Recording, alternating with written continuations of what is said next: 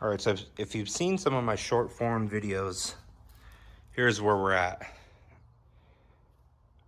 The gas tank is bad. This whole seam right here is broken. And then there's another spot you can see right there where it's broken. And to get the fuel tank off, we have to remove all of this, the whole body, the steering, the dash, everything in here needs to come off.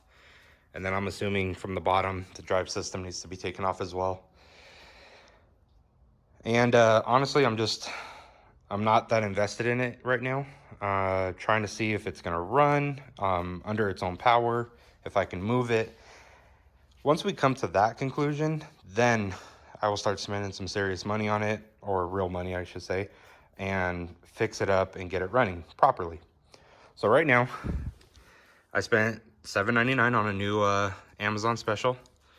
We got the fuel pump on there. I got my makeshift gas tank.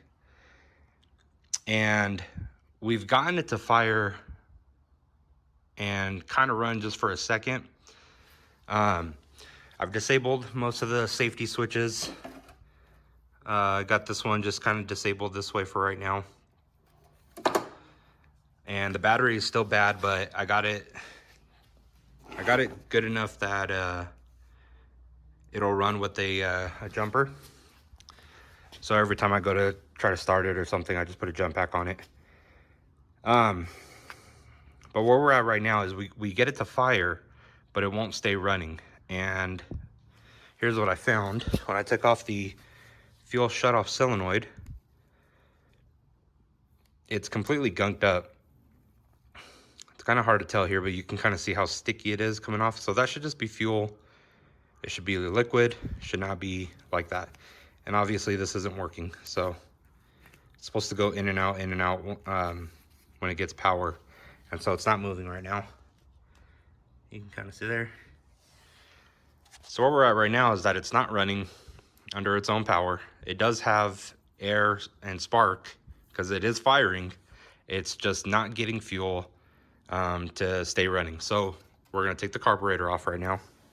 You got a couple of these 10mm screws. There's 4 of them. They're right here, 1, 2, 1, 2. I'm gonna take that last one off. You take the fuel line off.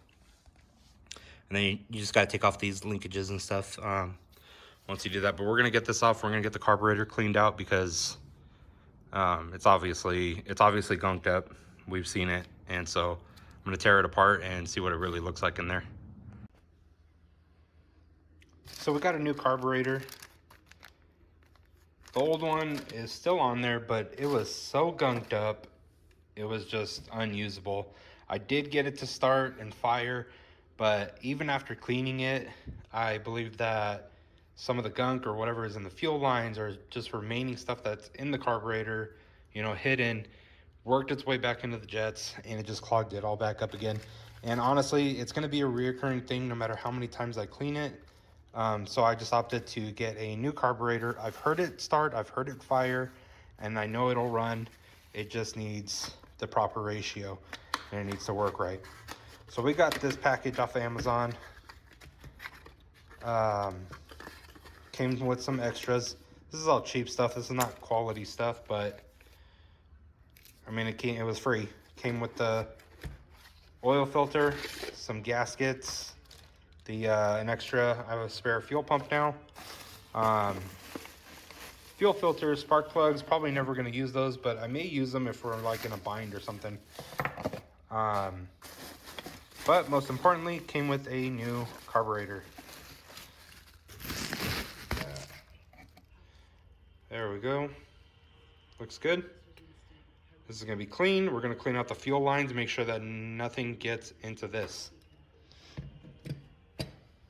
Before you pull it off, you gotta get this linkage off right here. And that connects to up here. I'm gonna just twist it and pull it off right there. And then we'll be able to pull it forward a little bit. And then you're gonna have this other linkage right here.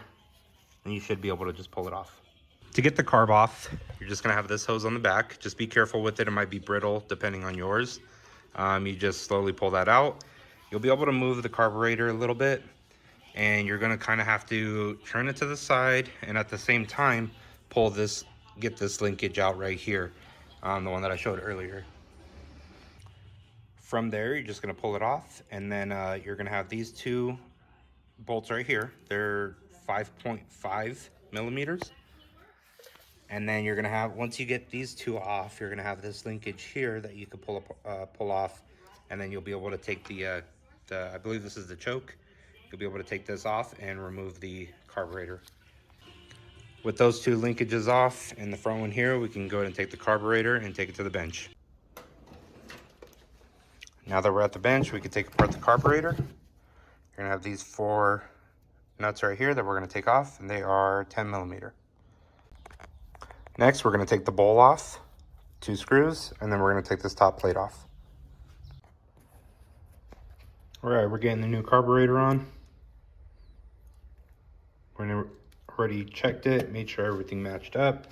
It does.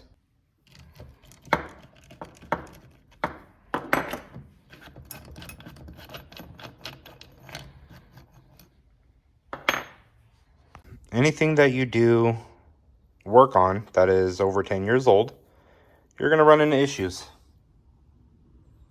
If this is your first time working on one of these, one thing to note, I might have used too much, but right here in the middle, it is actually warped. It's a common occurrence on these. And I'm just gonna put some gasket maker on there, see if that'll work. It should work, I don't see why it wouldn't. Where the screws are is always usually super tight. There's not really any issues there. It's just right there, it kind of warps right in the middle. It took me a while to finish and post this video because I tried for a long time to save a corrupted file from the GoPro SD card.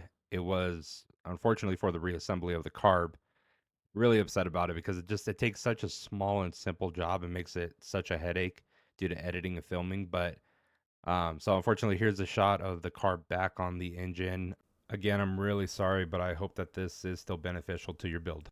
Thank you for watching, and as always, have a good one.